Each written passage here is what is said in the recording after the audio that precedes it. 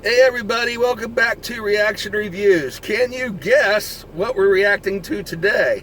It's a new teaser trailer that just came out. I'll give you a hint.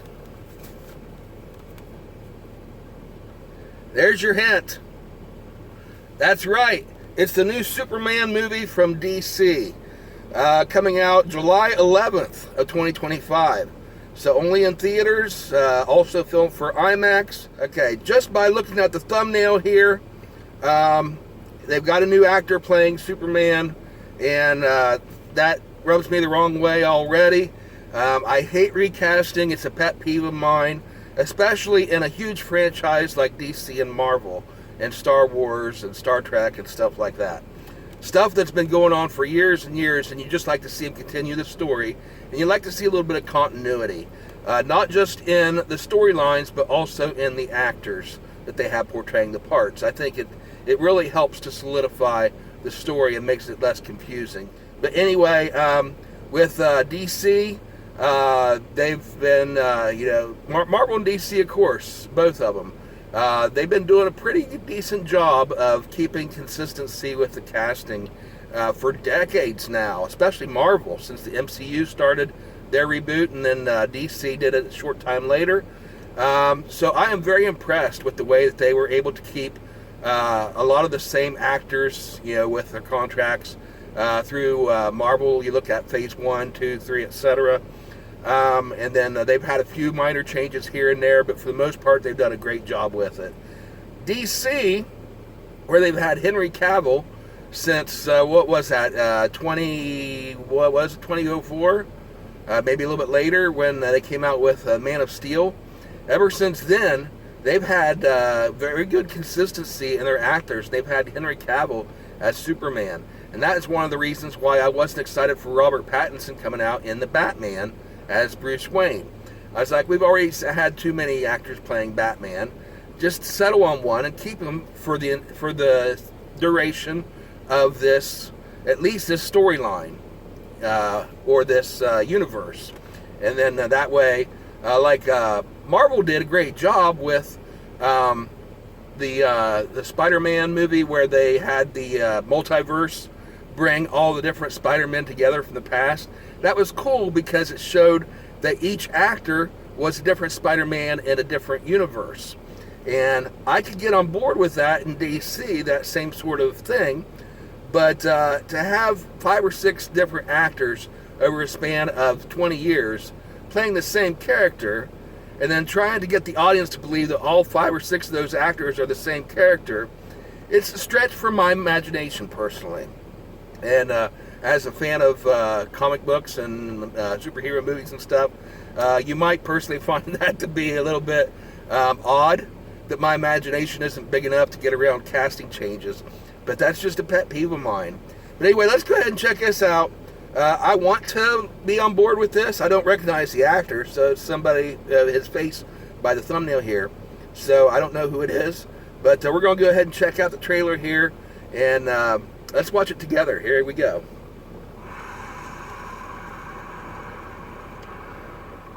Okay, it looks like the Antarctic. This is the Fortress of Solitude.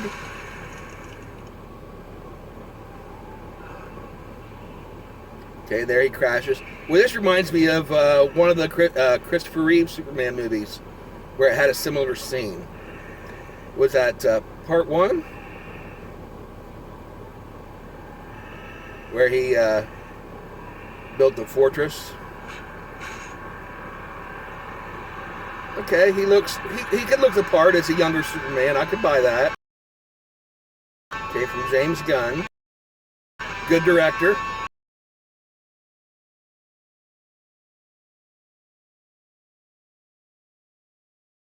Looks like a good Lois Lane. At least for the physical appearance. Oh, don't make that Pa Kent. Doesn't look anything like Jonathan Kent.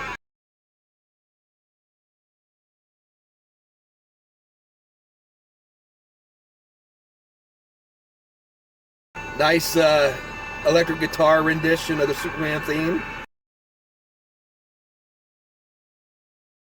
Oh, Crypto!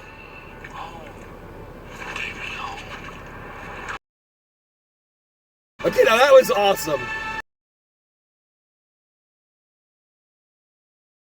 Okay, Luthor. A young Luthor. I never imagined I'd see Lex Luthor carrying a gun, though.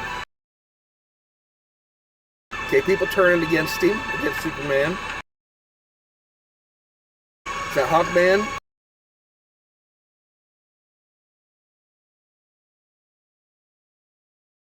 I imagine that was the robot from his fortress.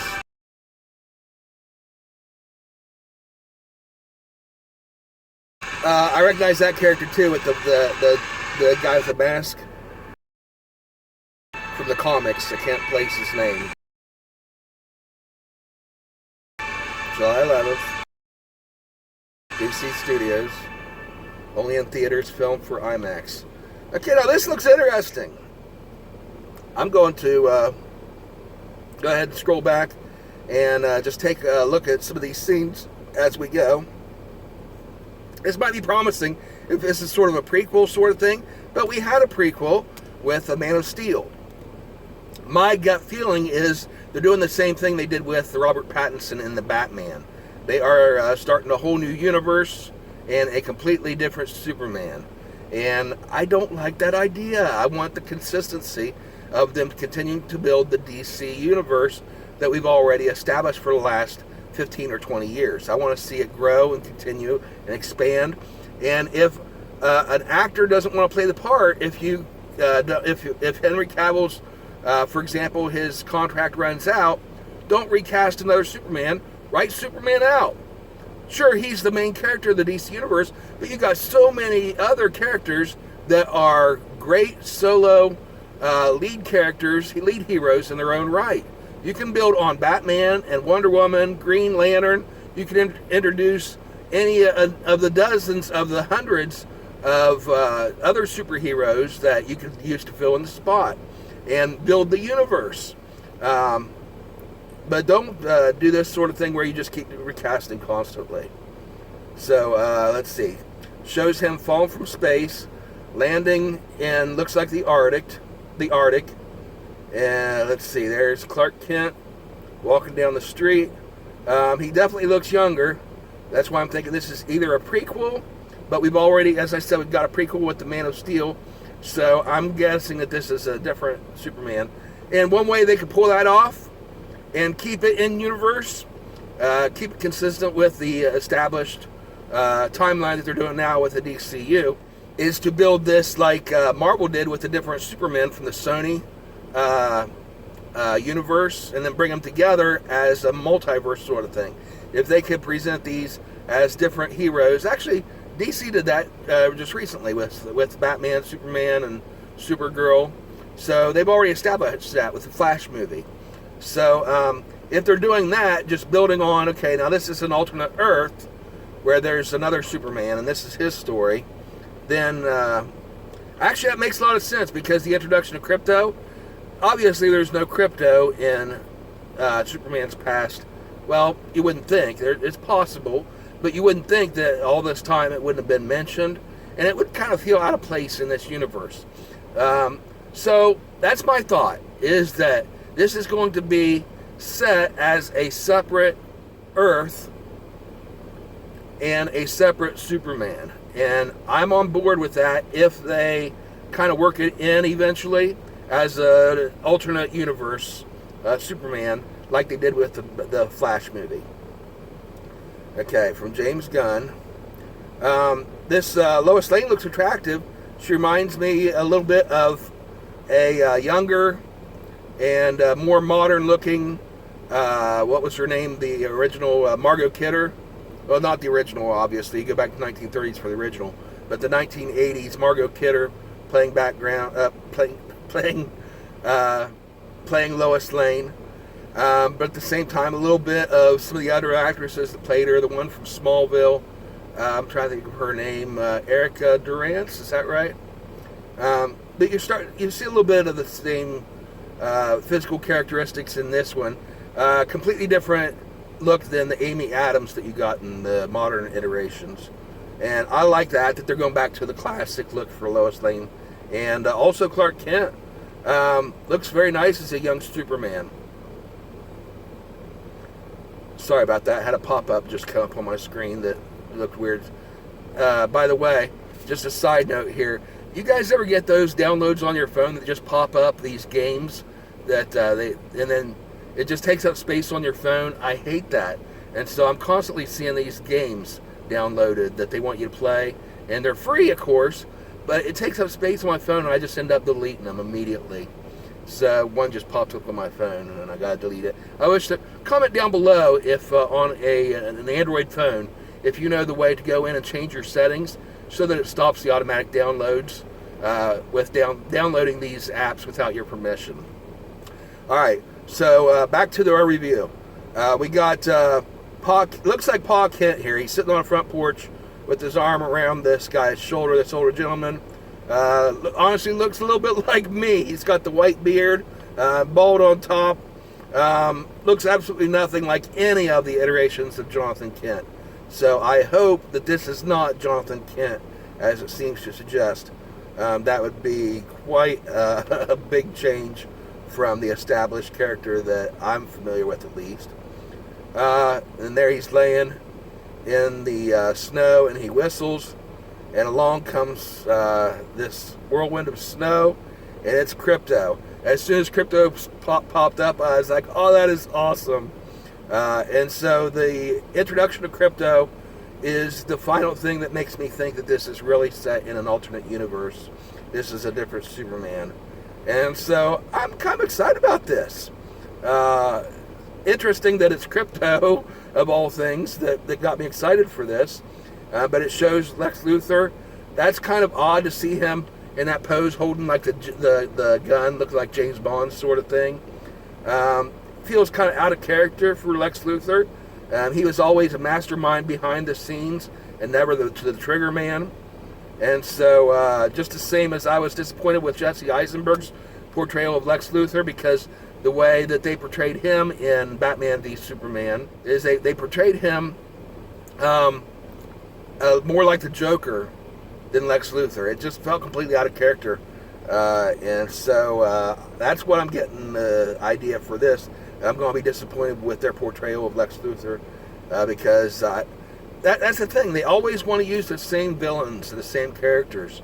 And if you're going to get a new actor for it, if you're going to present even a different type of personality for the character, then just introduce one of the many other villains that has that type of personality. Don't just say all of a sudden that Lex Luthor is neurotic, like the daggone another download. Sorry about that. That's just really bugging me. But anyway, don't change the portrayal of Lex Luthor to make him look like a neurotic Joker sort of character. That's not who he is. And to portray him that way is an insult to the creator of the characters. Okay, so then we've got looks like explosions in Metropolis. Once again, remembering flashback to the end of Man of Steel and the beginning of Superman v Batman. You got Clark and Lois in a romantic relationship. And there's that character with the mask. I wish I could remember his name from the comics. But it's been like so many years since I've even read a comic that, with the economy the way it is, honestly, it's been over years. Well, last time I bought a comic book was on May the 4th for Star Wars Day and Free Comic Book Day last year. So I really missed that, reading the comic books, but you got to give up some things as you become an adult. And at 51 years old, I had to give up some of those things as well with this economy. But yeah, that character, I know who it is from the comics, but I can't think of his name. So I like that they're introducing some new characters to the universe. Although this is most likely going to be in a different universe. That way, I would accept that consistency, the way I described it earlier. So I'm not going to elaborate on that any further. But anyway, I was not looking forward to Robert Pattinson's portrayal in The Batman from their trailer. I liked the way the suit looked in that original trailer. But other than that, I was not excited at all about it. And then when the movie came out, yes, I was disappointed in it. But then I didn't have high expectations. This, it's kind of a mixed bag for me. I'm a little bit looking forward to it. Boy, I tell you what, that appearance of Krypto really has got me excited. And the idea of this other universe where things are more comic book oriented, like the 70s style Superman, with the fantastical type characters, and not quite as down to earth, so to speak, as the newer superhero movies. And once again, there's a third download just popped up on my phone. I am going to have to complain to my service provider, Google. But anyway, yeah, I'm looking forward to seeing this. I am not 100% thrilled about it. There are a few things in there that give me concern. But overall, I'm willing to give it a try. Okay, a few post-production notes that I noticed after watching it again another couple of times. I noticed this looks like it might be Guy Gardner. If that's him, then this must be Metamorpho. And this is the introduction of the Justice League America. So with this revelation, realizing who these characters are, and go ahead and comment who you think this is, down below for another chance to be entered into the drawing at the end of the year to win the free prize. With this revelation, this is making me more excited for this new introduction to this new universe of DC Universe characters into a new DC Universe planet. So anyway, that's my thoughts after watching it another time. What about you guys? What do you think? Go ahead and comment down below what you think of the trailer. Hit the like button if you enjoyed my reaction.